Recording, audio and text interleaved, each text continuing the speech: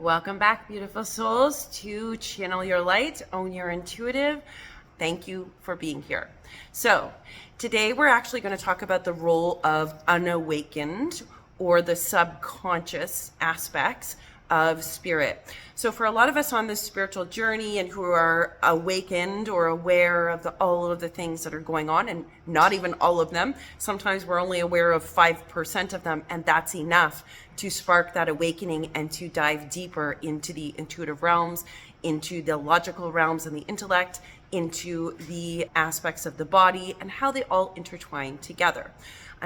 It's very clear right now, as we call in the Ascended Masters and the highest guidance, that regardless of which aspect you are focused on or learning about, you are learning about the exact right aspect at the exact right time for your soul's blueprint or divine design.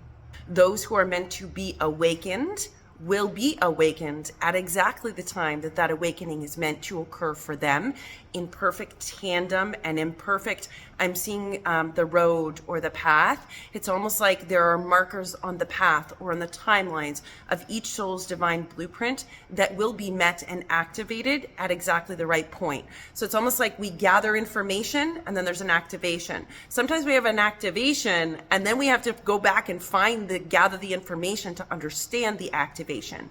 Both ways are occurring on the earth plane for different souls. One is neither better nor worse than another. They're just different. So if we think about the scientific aspect, we take this activation or this piece and we break it down. If we take the spiritual communities aspect, we have all these experiences and then we get the activation where it's like, oh, this makes sense and that makes sense. And there's just so many different ways that it can play out. And one is not worse than another. Both avenues and both perspectives and both experiences actually add to the richness of the tapestry and of the understanding that we have as a collective consciousness. So today we're talking about the role of unawakened individuals on the earth plane right now. We need a percentage of the earth plane beings, human beings or individuated souls, to be unawakened. We actually need that. The reason we need that is threefold, I'm hearing. So the first reason we need that is, for those of us who are on this spiritual awakening and this journey, there's a lot of things that happen in the intuitive realm that defy logic. They do not make sense, and sometimes we can't make sense of them logically because we're not supposed to make sense of them. Sometimes I'm hearing it's irrelevant whether or not it makes sense to the logical mind. It is part of the piece, and there has to be an acceptance in that. So for a lot of us, we have intuitive experiences. We're trying to logically piece it all together and make sense of it all. Not everything can be known is what I continually am hearing.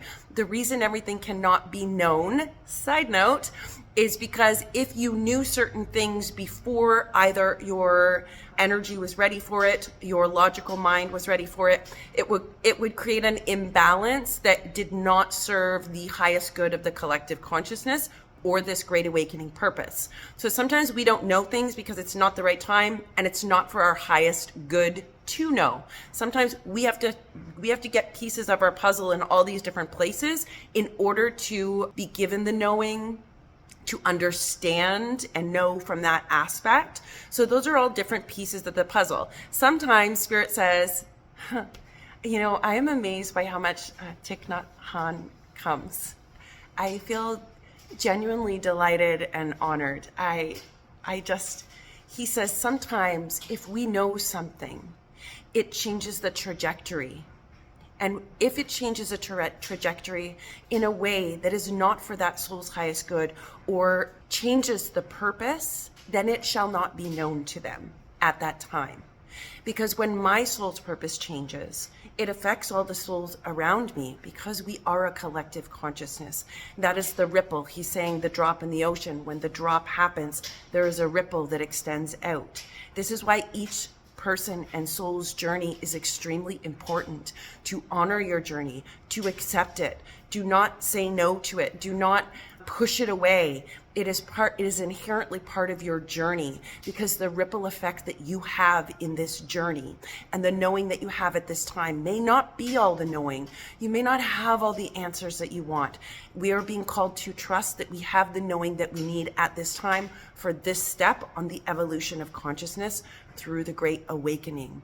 He says all roles are honored. He's very clear about this. If you have not watched my Facebook Live, I'm going to link to this video, the link to another video, which was our Spring Equinox 2023 live guided channel that was done on Facebook.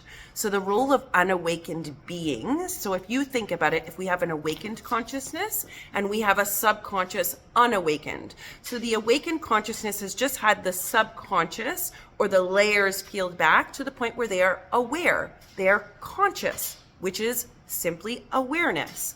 Sometimes we have our subconscious, the people who are unawakened, who are unaware, who do not see, because the mind, there is that barrier there, the curtain, right?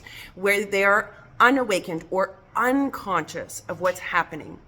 Now, here's how it works. I'm being told to break it down into the threefold. So the first way is in relationships. When you're going through a massive spiritual journey, we need somebody around us to anchor us in the 3D form. Otherwise, we get lost up here.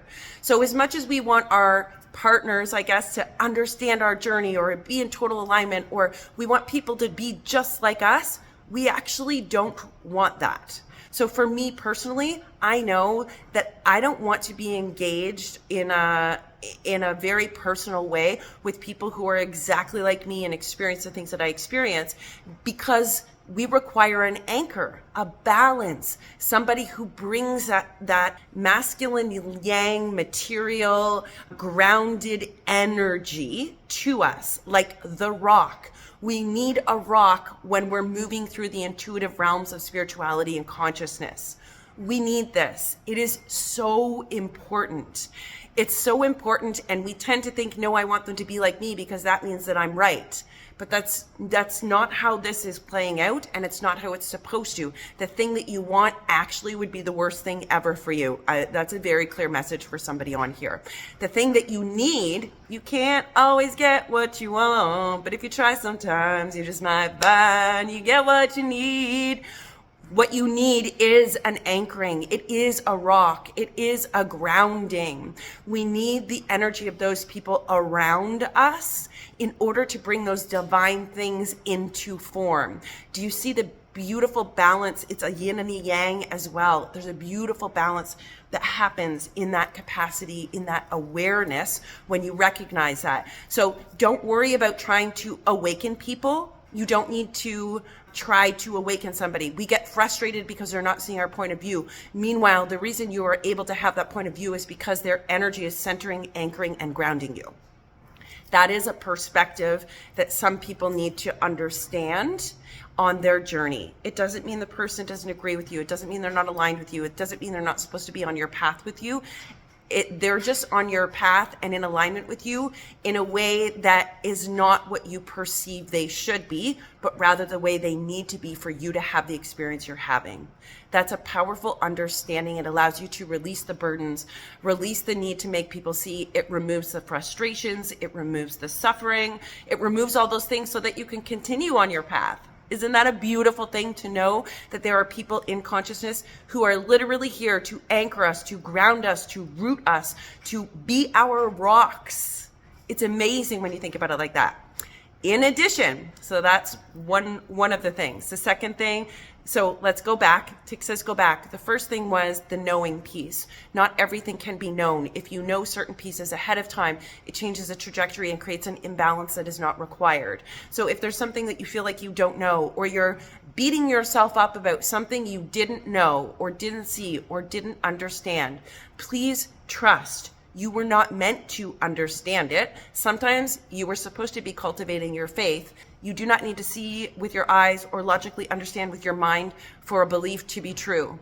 Just because you believe that something does or doesn't exist doesn't mean it doesn't exist. It simply means in your sphere of awareness, your belief is not expanded enough or is not open enough to acknowledge that other things do exist. That's why we have 7 billion different perspectives and individuated souls on the planet. So that's the first thing, says Thich.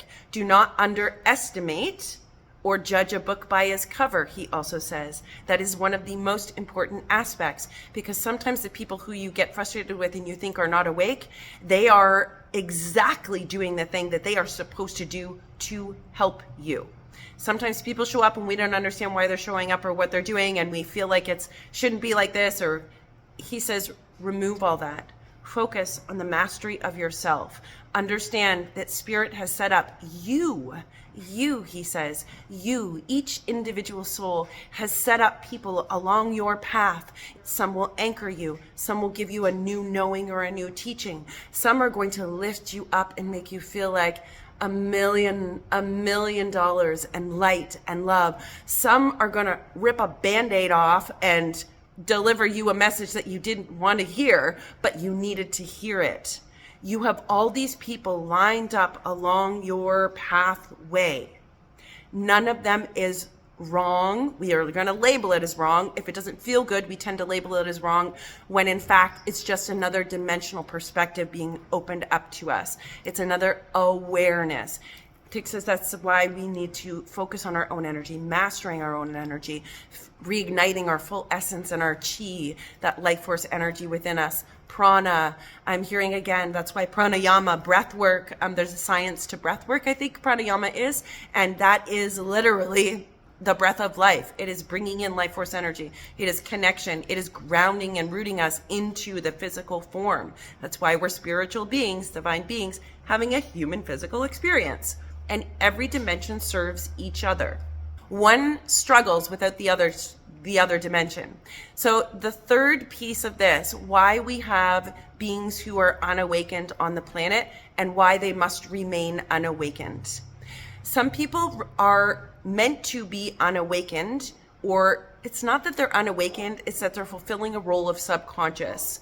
So sometimes there are people who are meant to trigger other people through being unawakened, because their role as us in the subconscious realms and doing the same patternings and the thought is to literally ignite the awakening and the consciousness of the people around them that they've touched. Viewing it from this perspective means that person over there that you're getting frustrated that isn't awakened and keeps doing the same patterning, what we don't see, or in the unseen, or we don't understand about divine blueprints or all those roles, is that that person has 3 other people they're meeting in a month's time, in 3 months' time, or someplace they have to go, where they must be in that same subconscious unawakened state in order to awaken those 3, because that is their soul contract with them.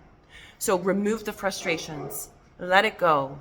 This channeling and teaching is complete. That is the reason why we have some people who are unawakened or who will continue to move in that subconscious aspect. It is not a bad thing to have percentages of the collective consciousness unawakened. It actually helps us. It helps the evolution of the collective consciousness.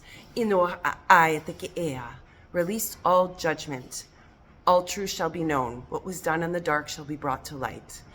God is within her. She will not fail. Psalms 46:5. Thank you, Thich. He is an ascended master, both in the body and in spirit. Both and. There was no difference. There was a fluid flow through. It was the embodiment of my highest self in the physical form. He says that is the attainment that most are trying to achieve, and they will. If you call, I will answer. So please like, share, subscribe. Let me know if this resonated for you in the comments. Let me know if any of those 3 facets you have dealt with or faced. I know for me personally, I completely have faced all of those. So this teaching allows us to let go of those burdens and open our consciousness to the many different facets and things that are happening at the same time in the giant wheel of life, the circle of life. Thank you again so much for being on this channel with me.